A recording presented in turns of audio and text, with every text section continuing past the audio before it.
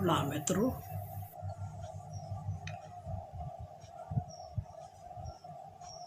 ओशो का संबंध हमेशा विवादों से रहा है और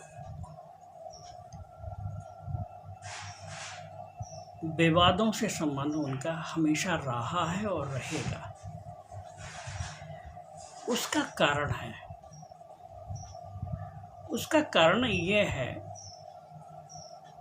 जैसे परमात्मा बेबूझ है ऐसे ही ओशो भी बेबूझ है।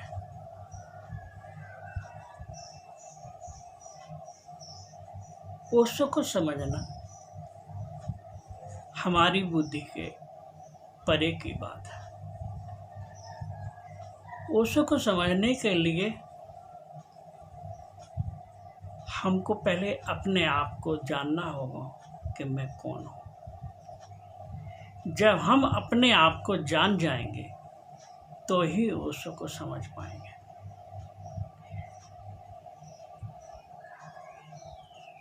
क्योंकि ओशो परमात्मा बेबूझ है तो ओशो भी बेबूझ है, क्योंकि ओशो उस परमात्मा के स्तर से ही बोल रहे हैं, उसी तल से बोल रहे हैं। अगर मैं कहूँ ओशो परमात्मा ही हो गए हैं तो कोई बड़ी बात नहीं। और उन्होंने जो घोषणा की है, अपनी समाधि पे जो लिखवाया है कि ओशो न कभी जन्मे हैं न कभी मरे हैं, वो इस पृथ्वी ग्रह पर भ्रमण करके चले गए। ये बात सिर्फ परमात्मा ही कह सकता है, जबकि हम जानते हैं कि उनके पिता हैं, माता हैं, लेकिन ये इस शरीर की बात है। ओशो उस परम चेतना की बात कर रहे हैं जो वो हो गए थे। उनकी बूंद समुद्र में समा चुकी थी, वो समुद्र ही हो गए थे, परमात्मा ही हो गए थे। आप हो सकता है कह सकते हैं कि ये उनका अहंकार होगा, नहीं, ये आप अपनी समझ से कहेंगे ये, क्योंकि कृष्ण भी जब घोषणा कर रहे हैं कि मैं ही सब में हूँ, सब जगह मैं ही व्याप्त हूँ, मैं ही हर चीज़ का करता हूँ, मेरे अधीन ही सब कुछ हो रहा है, तो ये भी आपको अहंकार की घोषणा लग रही है? नहीं। लेकिन ये घोषणा कौन कर सकता है? जो वो हो जाए। ये हर आदमी के बस की बात नहीं है कि घोषणा कर सके। कुछ होगा तभी कह पाएगा। तो कृष्ण भी पूर्ण थे, 16 कलाओं के मालिक थे, इसलिए वो कह सके इस बात। और ओशो भी पूर्ण थे। ओशो भी जब लाओ त्से को बोलते हैं तब आप उनकी बात को समझ नहीं पाएंगे, क्योंकि समय के पार की बातें हैं उनकी, समयातीत हैं ओशो। और हम जो हैं वो समय के भीतर ही समझ पाते हैं। हम संसारी लोग हैं। जो समय के अंदर है वो संसारिक है, जो समय के पार है, समयातीत है, वो परमात्मा है। और ओशो वहाँ से बोलते हैं। तो जब पूर्णता की बात करते हैं ओशो, क्योंकि पूर्ण है तो पूर्णता की बात करेंगे, तो फिर वो दोनों छोर की बात करते हैं। वो प्रकाश की बात करेंगे तो अंधकार की भी बात करें, अंधकार की बात करेंगे तो प्रकाश की भी बात करें।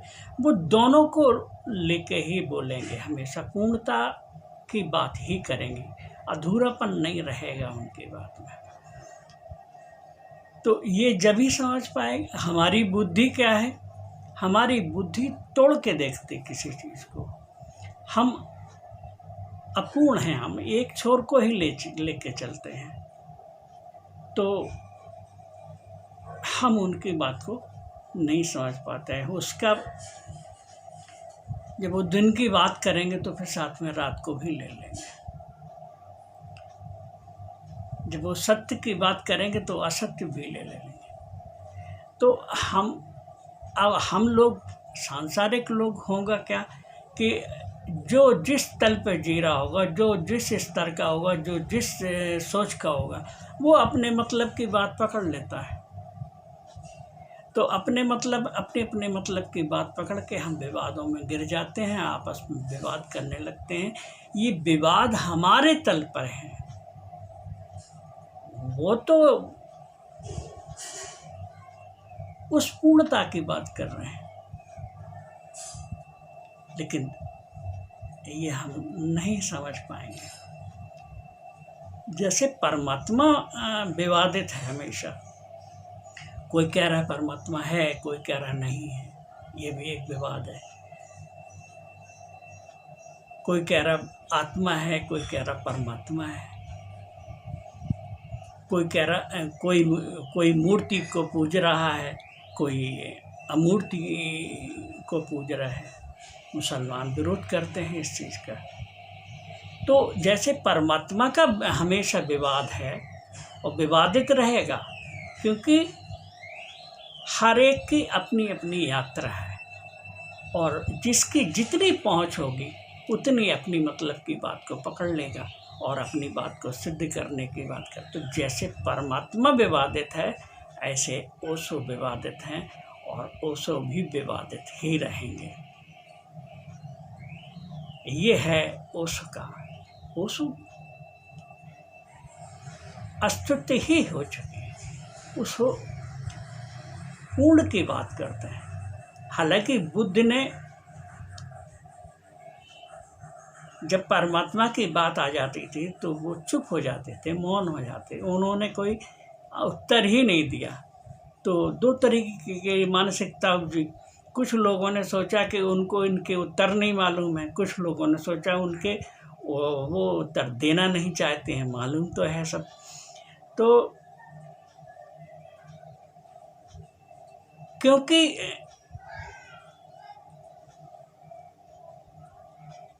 यहाँ धर्म निर्मित हो जाता है और ओशो कोई धर्म नहीं है। ओशो बिल्कुल पूर्णता की बात कर रहे हैं।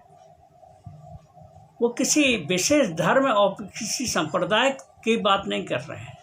संप्रदाय अपने अपने मतलब की बात नहीं कर रहे। ओशो तो उस असीम की बात कर रहे हैं जो जिसकी कोई सीमा नहीं। उन्होंने कहा कि लास्ट टेस्टामेंट कहते हैं, वो कहते हैं नो 10 कमांडेंट्स नहीं, लास्ट टेस्टामेंट की बात करते हैं। तो हमारा आशा ये है कि ओशो हमेशा विवादित रहे हैं और रहेंगे।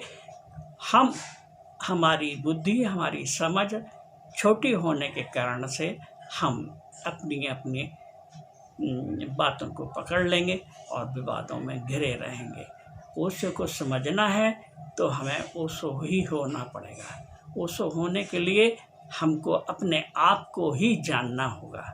जब हम अपने आप को जान लेंगे कि मैं कौन हूँ, तो फिर ओशो को समझ पाएंगे। मेरी बातों को इतने ध्यान और प्रेम से सुना। आपके अंदर बैठे परमात्मा को प्रणाम। हरि ओम।